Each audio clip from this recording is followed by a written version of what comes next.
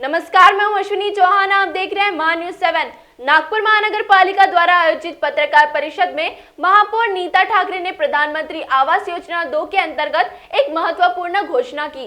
उन्होंने बताया कि प्रधानमंत्री आवास योजना 2 के तहत आर्थिक रूप से कमजोर वर्ग EWS के नागरिकों के लिए उत्तर नागपुर क्षेत्र के मौजानारी खसरा क्रमांक 96/4 में स्वप्नपूर्ति नामक आवास परियोजना शुरू की जा रही है। इस योजना के अंतर्गत 1 BHK और 2 BHK की कुल 518 आवासीय इकाइयां उपलब्ध कराई जाएगी। महानगरपालिकेच्या वतीने आपण पंतप्रधान आवास योजनेमध्ये जे AHP वर्टिकल आहे त्याच्या अंतर्गत मनपाच्या जागेवर जो एक नवीन 518 घरकुलांचा जो प्रोजेक्ट आपण आता लॉन्च करतो आहोत, त्या संदर्भाने माहिती देण्यासंदर्भामध्ये आजची प्रेस बोलवलेली आहे। PMAY 2 असाच एक प्रोजेक्ट जो आहे PMAY 1 मध्ये आपण ऑलरेडी राबवलेला आहे। साधारणतः 400-450 घरांचा जो आपला प्रोजेक्ट होता, स्वप्ननिकेतन असं त्याचं नाव होतं। असाच आता PMAY 2 मधला पहिला आपण जो प्रोजेक्ट आहे तो नागपूरमध्ये नारीमध्ये लॉन्च करतो आहोत। तिच्यामध्ये नारीमधला खसरा क्रमांक 96/4 येथे 16,103 चौरस मीटर जागेवर साधारणतः 518 EWS म्हणजे इकॉनॉमिकली वीकर सेक्शन चे जे लोक आहेत त्यांच्या सदनिकांचं जे आहे तो आपण याला मंजुरी झालेली आहे। हा प्रोजेक्ट मनपाने आपल्या स्वतःच्या जागेवर जो आहे तो आपण बनवतो आहोत। त्याला राज्य शासनाची आणि केंद्र शासनाची सुद्धा मान्यता प्राप्त झालेली आहे।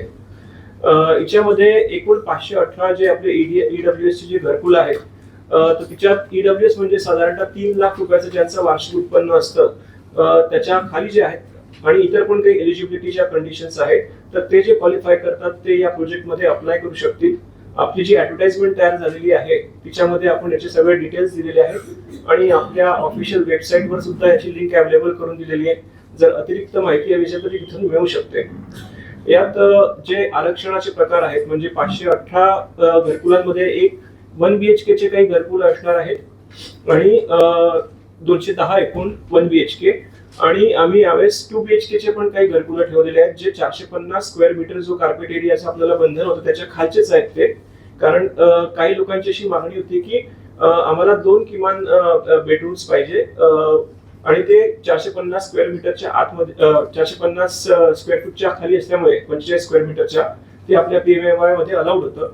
तर तशी आपण 2 कॅटेगरीज ज्या आहेत त्या ठेवल्या होत्या। 210 या 1 BHK चे आहे आणि 308 हे 2 BHK चे आहे आणि तिच्यामध्ये मग अराखीव, अनुसूचित जाती, अनुसूचित जमाती, इमाम आणि दिव्यांग यांच्यासाठी जे करत असताना 1 BHK सदनिका नोंदणीसाठी 3000 रुपये जे आहे ते घेतले जाणार आहेत नॉन रिफंडेबल आणि 2 BHK च्या सदनिका नोंदणीसाठी 5000 रुपये अशा पद्धतीचं शुल्क आपण पहिल्याच्यातही घेतलं होतं, जेणेकरून नॉन सिरियस जे कॅन्डिडेट्स आहेत ते याच्यामध्ये अप्लाय करणार नाहीत। महत्वाचं हे आहे की आपल्या प्रोजेक्टमध्ये योजनेचं स्वरूप असं असतं की मनपाच्या मार्फत आपण आपली जमीन जी आहे ती देत असतो, त्याचं आपण मूल्य जे आहे प्रोजेक्टमध्ये आकारत नाही आणि केंद्र शासन आणि राज्य शासनाकडनं प्रति घरकुल आपल्याला 2.5 लाखाची सबसिडी मिळत असते। हे करून आपल्याला जे काही किंमत निघत असते त्याचे वेगवेगळे इन्स्टॉलमेंट्स करून ते आपल्याला बेनिफिशियरी कडनंच घेणं अपेक्षित असतं। त्यामुळे बेनिफिशियरीज हे सिरियस असावेत आणि त्याची प्रॉपरली स्क्रुटिनी होऊनच त्यांनी अप्लाय करावं। याच्यासाठी असं आपण नोंदणी शुल्क जे आहे ते मागचे जसं घेतलं होतं त्या यावेळी आपण घेतो आहोत। हा आधी झालेला प्रोजेक्ट आहे, पूर्ण झाला, अलॉटमेंट पूर्ण आहे असं आमच्याकडे माहिती आहे। हसण्यावारीचा विषय नाही आहे, काही लोक म्हणतात आहे, पण कसं आहे ज्यांना त्रास होतो ते निश्चित तेवढंच खरं आहे। त्याच्यामुळे प्रशासनाकडून समजा या बाबतीत दिरंगाई झाली असेल तर त्या गोष्टीची निश्चित दखल घेईन मी।